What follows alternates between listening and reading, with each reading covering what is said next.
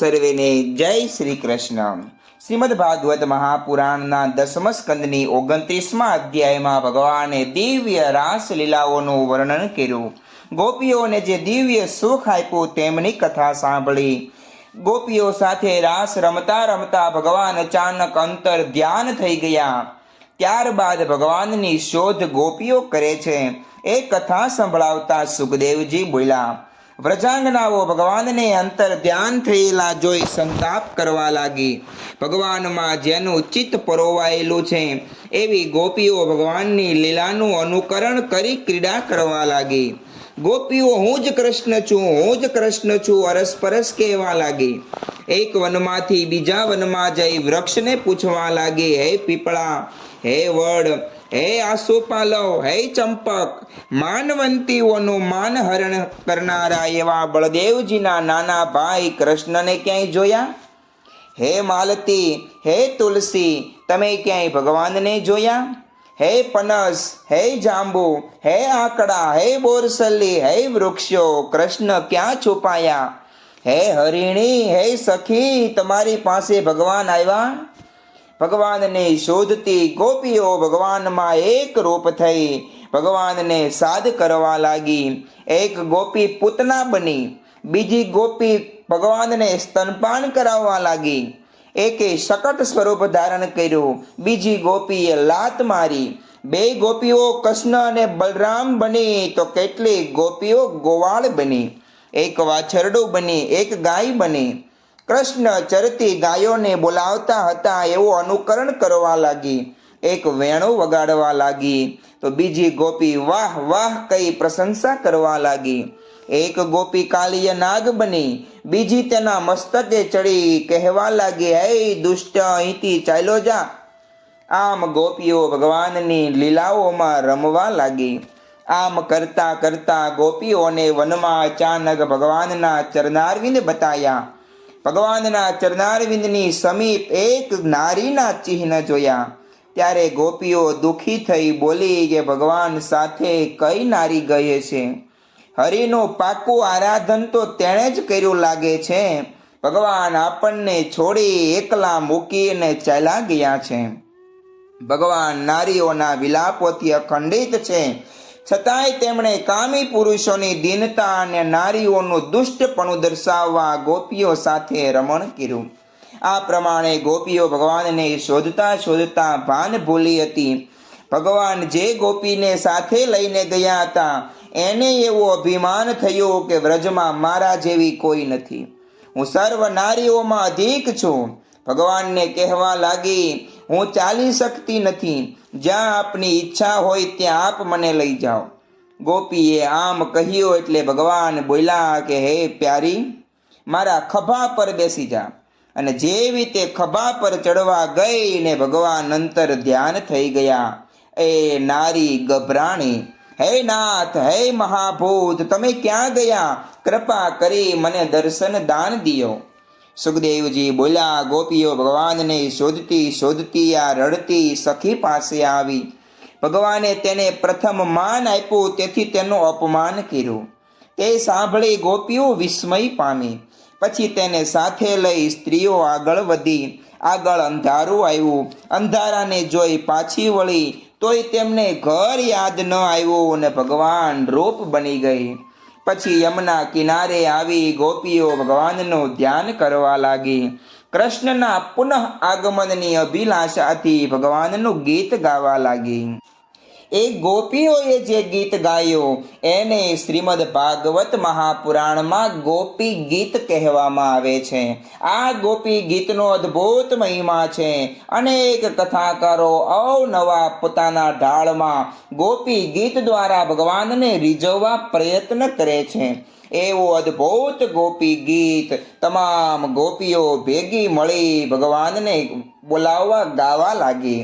હે જયતે તે દિકામ જન્મના વ્રજ શ્રયત ઇન્દિરામ શશ્વદત્રહી દયિત દૃશ્યતામ દીક્ષુતાવકા સ્તવયી ધૃતાવ સ્વામ વિચિંતવતે। સ્તવયે ધૃતાસ્તાસ્તામ વિચિંતવતે. ગોપીઓ બોલવા લાગી, હે પ્રભુ, હે અમારા પ્રિયતમ, તમારા જન્મને કારણે વૈકુંઠ આદિ લોકોથી વ્રજનો પણ મહિમા વધી ગયો. એટલે જ તો દેવી લક્ષ્મી પોતાનું નિવાસ સ્થાન વૈકુંઠ છોડી અહીંયા નિત્ય વાસ કરે છે. હે પ્રભુ, જુઓ તો ખરા, તમારી ગોપીઓ જેમણે તમારા ચરણોમાં જ પોતાના પ્રાણ અર્પણ કરી દીધા છે, એવો વન વનમાં ભટકી તમને શોધે છે. હે હૃદયના નાથ, અમે તમારી મૂલ્ય વિનાની દાસીઓ છીએ. તમે શરદ ઋતુના જલાશયમાં સુંદરમાં સુંદર કમળની પાંખડીઓના સૌંદર્યને જે નેત્રોએ ચોરી લીધું છે, એ નેત્રોથી અમને ઘાયલ કરી મૂક્યા. અમારા મનોરથ પૂર્ણ કરનારા હે પ્રાણેશ્વર, શું નેત્રોથી આ રીતે મારવું એ વધ નથી? શસ્ત્રોથી મારે એ જ વધ છે? હે પુરુષ શિરોમણી, યમુનાજીના વિષયુક્ત જળથી મૃત્યુ થાય એ અજગરના રૂપમાં અઘાસુર, ઇન્દ્રની વર્ષા, આંધી, વીજળી, દાવાનળ, વૃષપાસુર, વ્યોમાસુર વગેરેથી એવા જુદા અવસરે બધા પ્રકારના ભયમાંથી વારંવાર તમે તો મારી રક્ષા કરી છે. તમે કેવળ યશોદાનંદન નથી, સમસ્ત દેહધારીઓના હૃદયમાં રહેલા સાક્ષી છો, અંતર્યામી છો. હે સખે, બ્રહ્માની પ્રાર્થનાથી વિશ્વની રક્ષા માટે તમે યદુવંશમાં અવતર્યા છો. તમે પ્રભુ આ બધું કેમ ભૂલી જાઓ છો? પોતાના પ્રેમીઓની અભિલાષા પૂરી કરનારામાં અગ્રગણ્ય યદુવંશ શિરોમણી, જે લોકો જન્મ મૃત્યુના સંસાર ચક્રથી ડરીને તમારા ચરણોની શરણ ગ્રહણ કરે છે, તેમને તમારા ચરણ કમળમાં પોતાની છત્ર છાયામાં લઈ તમે અભય કરી દો છો. તો હે પ્રભુ, બધાની લાલસા અભિલાષાઓને પૂર્ણ કરનારા એ જ હાથે તમે લક્ષ્મીનો હાથ પકડ્યો છે, એને અમારા શિર પર સ્થાપો. હે પ્રભુ, વ્રજવાસીઓના દુઃખ દૂર કરનારા હે વીર શિરોમણી શ્યામ સુંદર, તમારી મંદ મંદ હાસ્યની એક ઉજ્જવલ રેખા જ તમારા પ્રેમીજનોના માન મદને ગાળવા પર્યાપ્ત છે. અમારા વહાલા સખા, અમારાથી તમે રિસાવ નહીં, અમને પ્રેમ કરો. અમે તો તમારી દાસીઓ છીએ, તમારા ચરણ પર ન્યોચ્છાવર છીએ.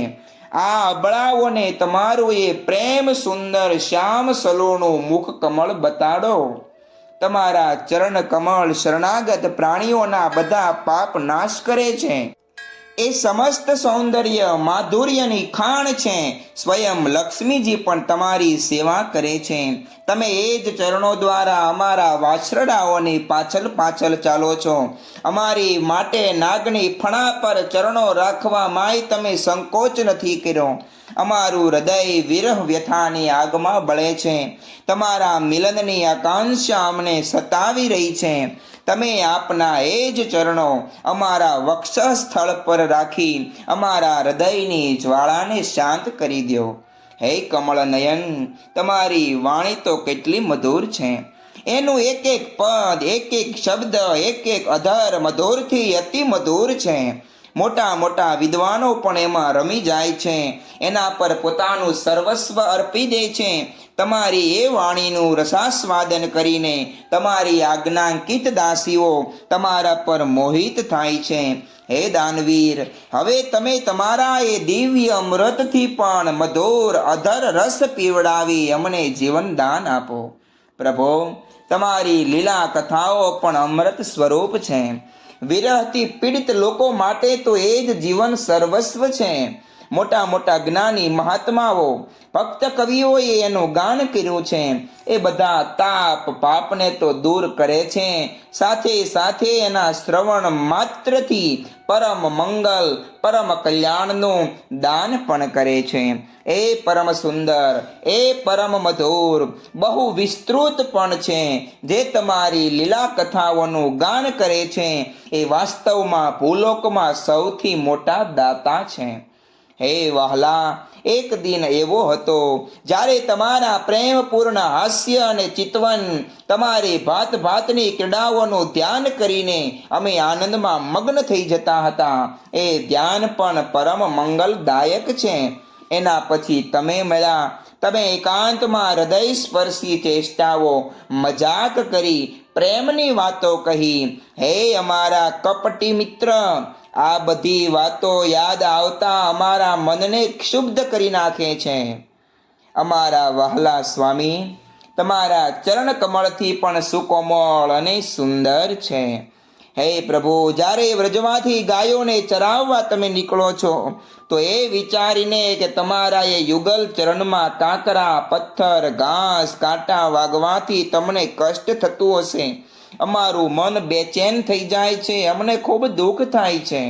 દિવસ પૂરો થાય ત્યારે તમે વનમાંથી ઘેર પાછા ફરતા હોવ છો તો અમે જોઈએ છીએ કે તમારા મુખ કમળ પર ભૂરી ભૂરી વાળની લટો ઝૂલી રહી છે. ગાયની ખરીમાંથી ઉડીને ધૂળ ખૂબ ચોંટી છે. હે અમારા પ્રભુ, તમે અમારું એ સૌંદર્ય તમારી ખાતર, તમારું એ સૌંદર્ય અમને બતાવી અમારા હૃદયમાં મિલનની આકાંક્ષા, પ્રેમ ઉત્પન્ન કરો છો. હે પ્રભુ, તમારા ગુણના તો કેટલા વખાણ કરીએ. પ્રભુ, અમને દર્શન તો આપો. એકમાત્ર તમે જ અમારા બધા દુઃખને મટાડનારા છો. તમારા ચરણ કમળ શરણાગત ભક્તોની સમસ્ત અભિલાષા પૂર્ણ કરનારા છે. સ્વયં લક્ષ્મીજી એની સેવા કરે છે. પૃથ્વીના તો એ જ ભૂષણ છે. આપત્તિ સમયે એકમાત્ર એનું ચિંતન જ ઉચિત છે, જેનાથી બધી આપત્તિઓ નાશ પામે છે. તો હે કુંજ વિહારી, તમે એ આપના પરમ કલ્યાણ સ્વરૂપ ચરણ કમળ અમારા વક્ષ સ્થળ પર રાખી હૃદયની વ્યથાને શાંત કરો. હે વીર શિરોમણી, તમારું અધ્રામૃત મિલનના સુખને, આકાંક્ષાઓને વધારનારું છે. એ વિરહજન્ય બધા શોક સંતાપને નષ્ટ કરી નાખે છે. એ ગાનારી વાંસળી એ અધરોને ચૂમતી રહે છે. જેમણે એકવારે પી લીધું એવા લોકોને પછી બીજી સ્તુતિઓના સ્મરણ પણ નથી રહેતા. હે પ્રભુ, દયા કરી એ અધ્રામૃત અમને વહેંચો, અમને પીવડાવો. જ્યારે તમે દિવસના સમયે વનમાં વિહાર કરવા એકલા ચાલ્યા જાઓ છો ત્યારે તમને જોયા વગરની એક એક ક્ષણ અમારે યુગ સમાન જાય છે. જ્યારે તમે સંધ્યા સમયે પાછા ફરો છો, ઘૂંઘરાળી લટોથી યુક્ત તમારું પરમ સુંદર મુખારવિંદ અમે જોઈએ, એ વખતે પલક બંધ થાય એ પણ અમારા માટે ભારરૂપ છે. એવું લાગે છે કે આંખોની પલકો બનાવનાર વિધાતા પણ મૂર્ખ છે. હે શ્યામ સુંદર, અમે અમારા પતિ, પુત્ર, ભાઈ, બંધુ, કુળ પરિવારનો ત્યાગ કરી, એમની ઈચ્છા આજ્ઞાઓના ઉલ્લંઘન કરી તમારી પાસે આવીએ છીએ. અમે તમારી એક એક ચાલ જાણીએ છીએ, તમારો સંકેત સમજીએ છીએ, તમારા મધુર ગીતની ગતિને સમજી એનાથી મોહિત થઈને અહીં આવ્યા છીએ. તો હે કપટી, આ રીતે રાત્રિના સમયે આવેલી યુવતીઓને તમારા સિવાય બીજું તો કોણ છોડી શકે?